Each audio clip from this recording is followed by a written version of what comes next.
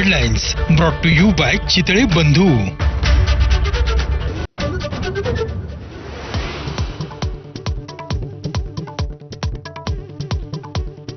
वक्फ विधेयक मंजूर केल्यानंतर आता संघाचा चर्चच्या जमिनीवर डोळा. संघाचं मुखपत्र ऑर्गनायझरच्या लेखावर बोट ठेवून इंडिया आघाडीच्या नेत्यांचा आरोप.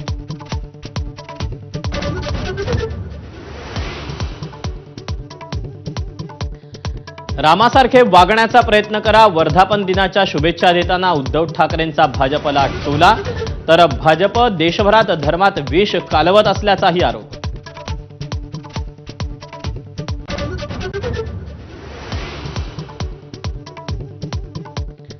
भाजप कोणताही मुद्दा हिंदुत्वाशी जोडून देशातलं वातावरण गढूळ करतंय.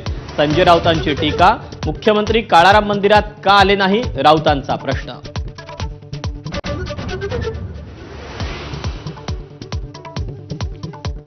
बारामतीत माझ्या एवढं काम करणारा आमदार यापुढेही मिळणार नाही.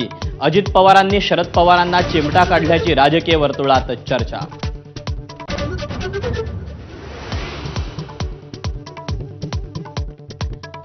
सर्व हिंदूंसाठी मंदिर, स्मशान आणि पाणी एकच असलं पाहिजे. सरसंघचालक मोहन भागवतांचं वक्तव्य. भारतातील मुस्लिमांनाही हिंदू समुदाय सामावून घेत असल्याची भूमिका.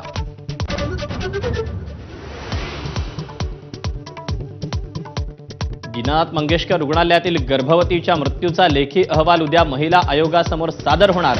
अहवालानंतर रुग्णालय प्रशासनावरील कारवाईबाबत निर्णय.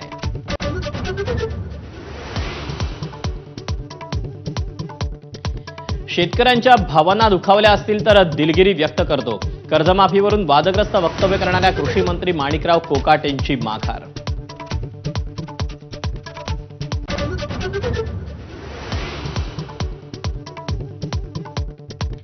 लातूरमध्ये महापालिका आयुक्त बाबासाहेब मनोरे यांचा गोळ्या झाडून घेऊन आत्महत्येचा प्रयत्न, पण सुदैवानं बचावले. टोकाचं पाऊल उचलण्याचं कारण अजूनही अस्पष्ट.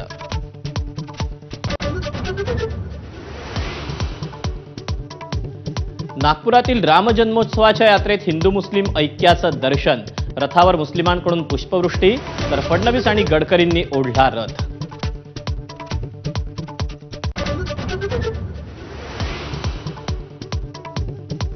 काश्मीर ते कन्याकुमारीपर्यंत रामनवमीचा उत्साह. महाराष्ट्रातही रामाचा सोहळा थाटामाटात साजरा. अयोध्येतील मंदिरात किरणोत्सव.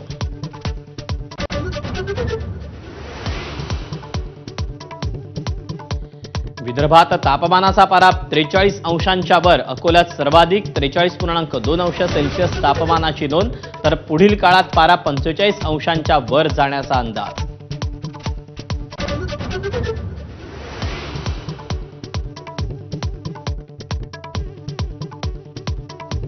जहाज येतात लिफ्टप्रमाणे वर उचलला जाणाऱ्या पंबन रेल्वे पुलाचं पंतप्रधानांच्या हस्ते उद्घाटन. तर रामेश्वरम ते तांबराम रेल्वेलाही दाखवला हिरवा झेंडा.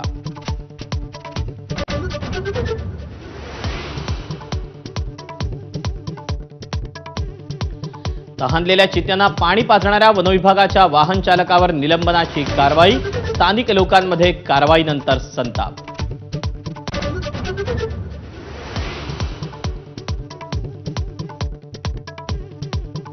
ट्रम्प सरकारच्या धोरणाविरुद्ध अमेरिका रस्त्यावर. 50 राज्यातल्या 1200 शहरांमध्ये अभूतपूर्व निदर्शनं. मस्क आणि ट्रम्प मस्ट गो घोषणाबाजी.